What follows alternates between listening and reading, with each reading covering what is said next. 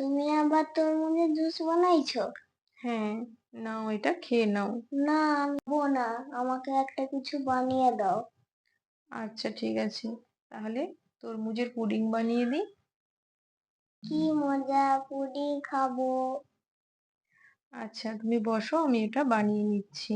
এখানে আমি 2 কাপ তরমুজের রস একটা পাত্রে ঢেলে দিলাম, দিয়ে দিলাম চিনি, টেস্ট অনুযায়ী চিনি দিলাম, আর দিলাম 2 চামচ আগার আগার পাউডার। ভালো করে মিশিয়ে নিতে হবে।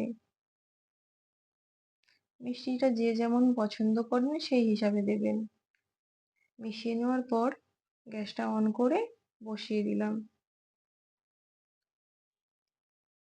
এবারে 2 মিনিট ফুটিয়ে নিতে হবে। হ্যাঁ, ফুটিয়ে নেওয়ার পর গ্যাসটা অফ করে একটা মোল্ডে এটা ঢেলে দিতে হবে।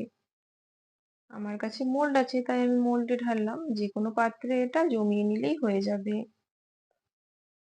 এবার এটা ঠান্ডা করে ফ্রিজের মধ্যে রেখে দিতে হবে। হ্যাঁ, ফ্রিজের মধ্যে রেখে দিতে হবে, তাহলে খুব ভালোভাবে আরো জমে যাবে।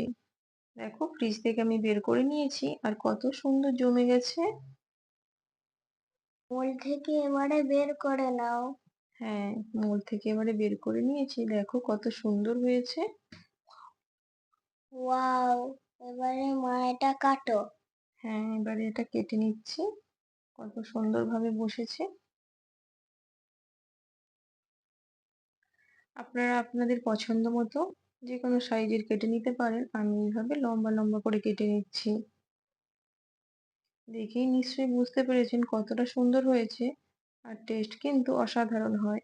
অবশ্যই বাড়িতে একবার হলেও ট্রাই করবেন আর আমাকে জানাবেন কেমন লাগলো। এর মতো এখানেই টাটা।